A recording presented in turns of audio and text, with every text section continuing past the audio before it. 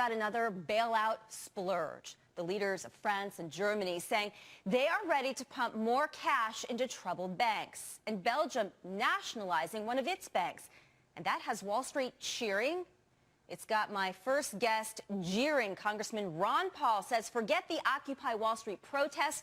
Wall Street itself is the one attacking the free market and capitalism by pushing for these bailouts. Congressman, welcome. They like the free money more than the free market. Well, thank you. I think you're right. It's the same process over and over again these last 3 to 4 years. Everybody gets bailed out. It doesn't solve the problem because the excessive debt is what you have to get rid of, and you can't have growth until the debt is liquidated. Instead, we just keep transferring from one group to another. So if somebody in bails out the banks because they hold Greek debt, it doesn't solve the problem. It just prolongs the agony, and maybe it gives you a day or two euphoria on Wall Street, but I can't see how this is a solution at all. What is the solution, and why do governments all around the world, Europe today, it was the United States during the height of the financial crisis, it might be the United States again with the U.S. financials, why do they keep defaulting to the bailout? Well, I think it took about 60, 70, 80 years of economic wrong-headed thinking that taught that you can't allow these defaults to occur because they call that deflation, and that would be very, very dangerous. But politicians and the central banks always want to inflate, and the market always wants to deflate, that is, get rid of the mistakes. They get to get rid of the excessive debt and the malinvestment. So there's a contest going on. Before the 1930s, they deferred to allowing the market to make these corrections, and they were usually severe and swift, and they got over them rather quickly. But now we have followed the pattern of what we did in the 30s and what Japan is in the process of doing.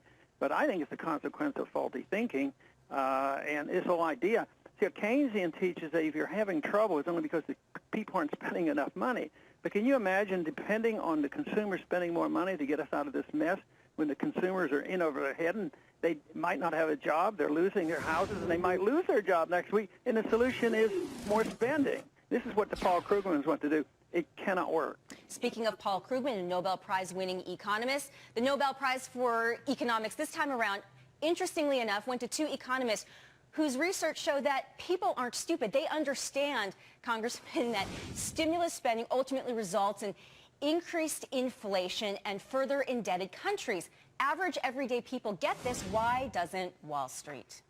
You'd wonder, but why not the politicians who are really in charge of the monetary policy and the spending policy? If you can't spend your way out of these problems, you can't inflate your way out of it, and the average person on the street has figured this out, I think the politicians are way, way behind the curve. And yet I think there's a lot catching up, and I think that's what the demonstrations are about. They're saying that they don't trust what government tells us because they don't even believe the statistics, because the statistics we get are usually fudged. Because when they say there's only a 2% price inflation, most people know it's a lot more than that.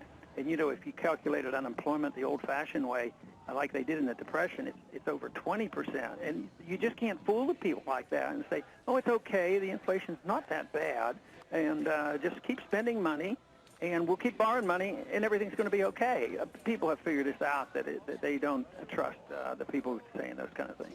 Congressman, we are looking at pictures of the Occupy Wall Street protesters. Is it a fair argument to suggest that Wall Street is at risk of doing more harm to capitalism with this bailout culture than these people protesting capitalism?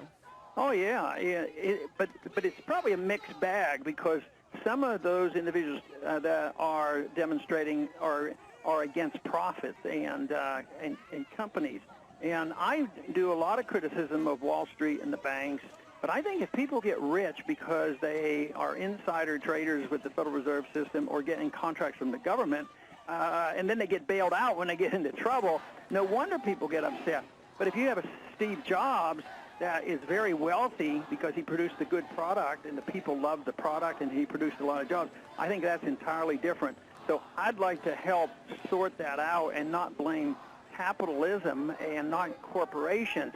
Corporatism, which means corporations benefiting by special privileges, to me that's an entirely different thing.